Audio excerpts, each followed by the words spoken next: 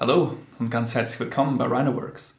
Seit meiner letzten Werkstatttour ist bereits wieder ein Jahr vergangen. Unglaublich, wie schnell die Zeit vergeht.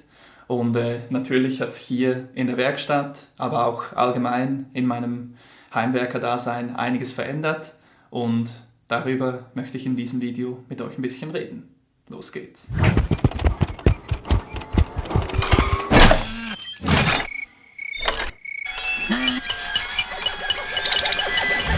Ja, wir beginnen das Video gleich mal mit den wichtigsten News, wie ich finde. Wenn ihr meinen Kanal schon etwas länger verfolgt, dann ist euch vielleicht seit den letzten paar Videos aufgefallen, dass hier oben im Eck immer der Schriftzug Werbung aufploppt. Der ploppt dann nicht einfach zum Spaß auf. Ich darf seit geraumer Zeit 3 super coole Marken promoten.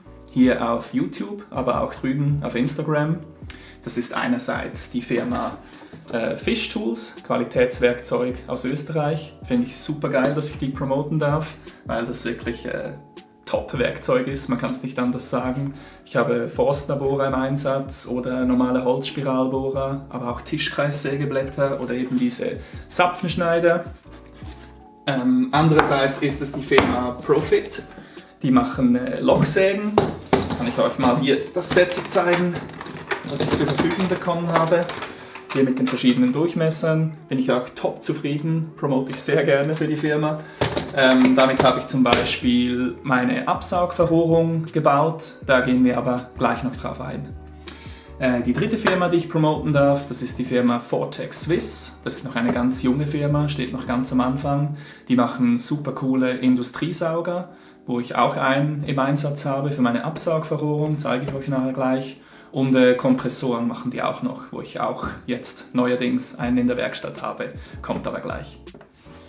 Und hier wären wir bereits bei meinem neuen Werkstattsauger von Vortex Swiss.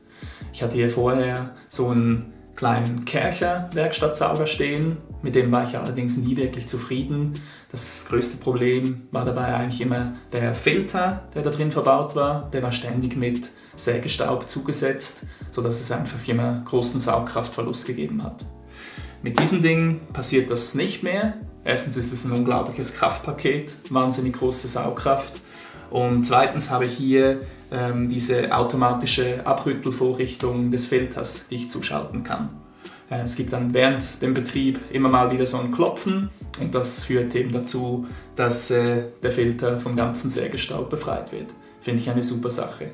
Nebst der automatischen Einschaltfunktion, die ich hier natürlich auch habe, und mich zum nächsten Punkt bringt. Mit der automatischen Einschaltfunktion des neuen Saugers hat es sich natürlich angeboten, hier eine kleine Absaugverrohrung zu machen, und das habe ich Ende letztes Jahr auch endlich in den Angriff genommen. Und zwar habe ich die Kappsäge und den Tellerschleifer mit der Absaugverrohrung verbunden. Hier hinten seht ihr noch, das Endstück habe ich zugemacht. Da wäre geplant, noch eine Absaugung für die Bohrmaschine zu bauen. Da fehlt mir allerdings noch die zündende Idee. Hier habe ich noch etwas gemacht, was auf den ersten Blick ein bisschen witzig aussieht, aber eigentlich ist das gar nicht so dumm. Ich habe von meinem alten Werkstattsauger die Einheit, wo man die Schläuche anschließt, ausgebaut und hier an der Kappsägenstation befestigt. Der Sinn dahinter ist eigentlich der: meine Tischkreissäge und meine Bandsäge, die sind beide mobil, weil meine Werkstatt einfach ein bisschen klein ist. Die sind immer irgendwo an der Wand verstaut. Und wenn ich die benutzen will, dann ziehe ich die in die Mitte des Raumes. Und an den Maschinen sind bereits diese Kärcherschläuche angebracht. Und anstatt alles neu zu machen, habe ich mir gedacht, ich nutze dieses Kärchersystem für diese beiden Maschinen weiter und kann die dann einfach hier anschließen, die Schieber entsprechend einstellen, dass abgesaugt wird, und dann kann ich loslegen mit dem Arbeiten. Ja, und wie vorhin erwähnt, ist seit letztem Jahr auch die Druckluft in meine Werkstatt eingezogen, hier mit dem Kompressor von Vortex Swiss. Aktuell nutze ich den vor allem, um die Werkstatt, meine Maschinen, Werkzeuge, Projekte abzublasen. Es ist aber geplant, hier auch mal zum Beispiel einen Druckluftnagler einzusetzen oder vielleicht eine Lackierpistole etc. Das ist noch ein bisschen Neuland für mich, diese ganze Druckluftgeschichte, aber ich freue mich extrem darauf, damit zu arbeiten. Ein ganz dringend benötigtes Upgrade in meiner Werkstatt ist auch dieses Tragarmlager, das ich letztes Jahr gebaut habe für meine Massivholzabschnitte. Ich habe in letzter Zeit einfach vermehrt Interesse an solchen Massivholzprojekten.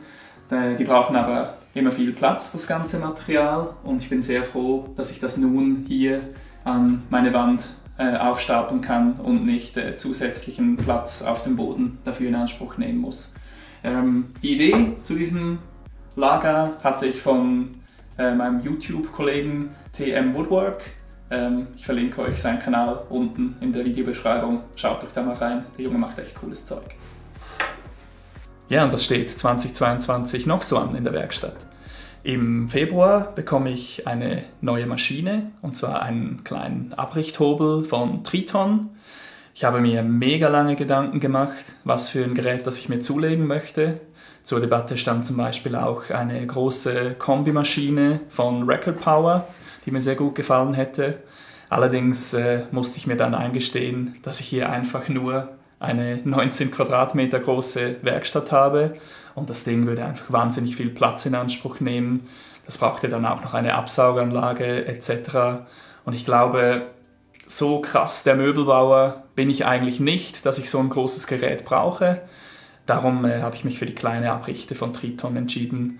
Dafür werde ich dann sicher noch ein Werkstattmöbel bauen, weil das ebenfalls wieder mobil sein muss hier in der Werkstatt. Ein weiterer Grund, was für den kleinen Abrichthobel von Triton gesprochen hat, ist, dass ich ja bereits den dicken Hobel von Triton habe und zusammen ergibt es dann dieses Duo Abricht- und dicken Hobel-Kombination. Und ich denke, für meine Ansprüche und meinen Platz, den ich hier in der Werkstatt habe, wird das sicher ausreichen. Bin ich gespannt. Zum Schluss kommen wir noch zu einem ganz leidigen Thema, das mich eigentlich seit ich hier arbeite nervt. Und zwar ist das dieses ganze Chaos hier hinten in diesen IKEA-Regalen, die ich hier einfach mal behelfsmäßig aufgestellt habe, um meinen ganzen Kram zu verstauen. Das kann so einfach nicht mehr weitergehen, weil hier alles offen ist, staubt hier auch alles zu.